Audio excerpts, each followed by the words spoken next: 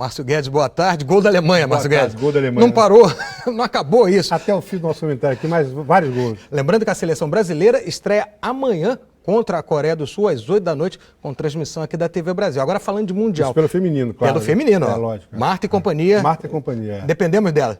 E falando de Mundial, depois de tudo que vem acontecendo na FIFA, a FIFA admite tirar as Copas de Rússia e Catar como sede. O que você acha disso? Olha, eu acho uma coisa meio complicada, principalmente da Rússia.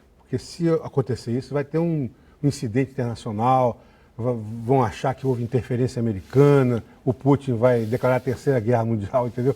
Eu acho um pouco complicado. Agora, interessante você fazer, vamos pegar todas as fichas aqui, vamos analisar tudo de novo, fazer uma investigação, ver o que é que tem de errado, se houve propina, se houve algo fora do comum.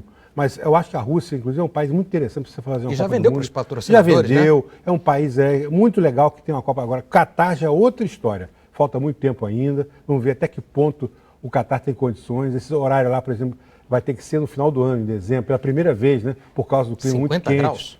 Se bem que aí também vai ter problema. Os árabes vão dizer, tá vendo? Não querem Copa aqui no mundo árabe. É tudo um problema político, internacional. Eu acho que deveria ser mantido as duas sedes, agora com a coisa toda muito bem investigada. Depois de comemorar muito o título da Champions League, Neymar chegando ao Brasil, se apresentando à seleção brasileira.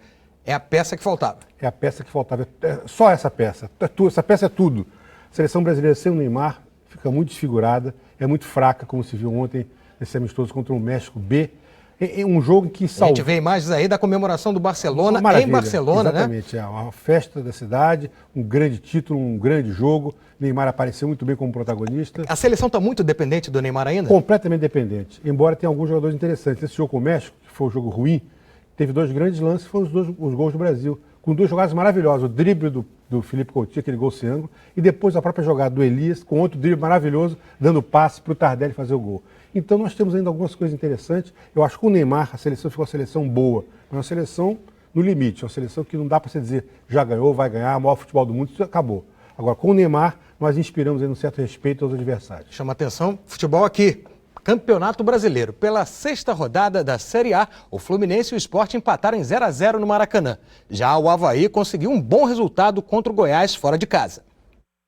Nos acréscimos, Rômulo fez o gol da vitória do time catarinense.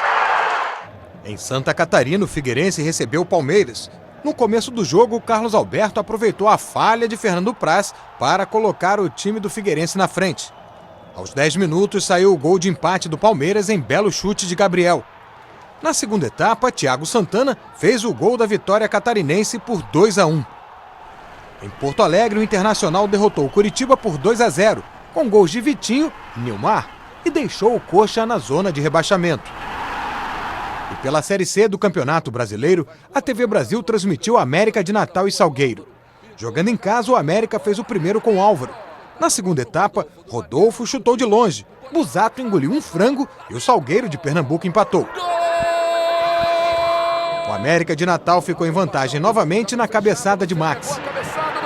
Mas o Salgueiro conseguiu empate no finzinho, com este gol de Casagrande. Final 2-2. Em Goiânia, o Vila Nova derrotou o Icasa por 2-0, com gols de Matheus Anderson e Frontini. Em Fortaleza, Didira marcou para o Asa de Alagoas contra o Fortaleza, mas o time da casa chegou ao empate com este gol de Maranhão. Márcio Guedes, Série A, Atlético Paranaense não é líder por acaso. Deixa bem claro isso. 6 rodadas e 5 vitórias. 5 vitórias. Em casa não perde de jeito nenhum. Agora, o jogo contra o Vasco foi um jogo muito ruim. Os dois jogaram mal. O Vasco teve seus momentos, mas não sabe chutar gol.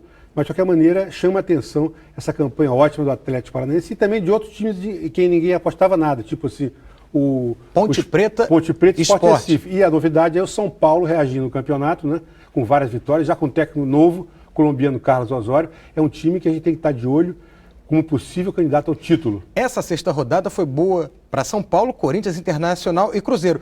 Seria melhor para o Flamengo, que ganhou, mas como quem estava com ele ganhou também, ele voltou a ficar na zona de rebaixamento. Aliás, o Marcelo, você lembrou bem, o Atlético e Cruzeiro foi um jogaço em Minas. O primeiro tempo todo o Atlético foi ter liquidado, mas no segundo tempo, com um golzinho feito por acaso no final do primeiro tempo, aquele gol contra, no segundo só deu o Cruzeiro. E o professor Vanderlei até que se deu bem, mexeu no time, não é? Colocou jogadores novos e o Cruzeiro, na base da empolgação, ganhou dentro do Horto. Quem caiu morto no Horto foi o Galo. Depois de 11 jogos, né? Depois de 11 jogos, né? Então o Cruzeiro volta à tona, ainda está mal colocado, mas é um time respeitável. Agora, os cariocas, como você falou, que coisa lamentável. O Flamengo ganhou mal, não jogou bem, mas ganhou de 1-0.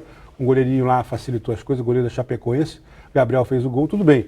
Serve para dar tranquilidade ao clube, ao treinador, mas o Flamengo na zona de rebaixamento, o Vasco perdeu na zona de rebaixamento, e o Fluminense, de quem se esperava muito, bastava ganhar para entrar no G4, não, empatou no Maracanã com o Sport por 0-0. A torcida foi, apoiou, mas o Fluminense, que vinha de 2 vitórias importantíssimas, né? Inclusive no Fla-Flu, né?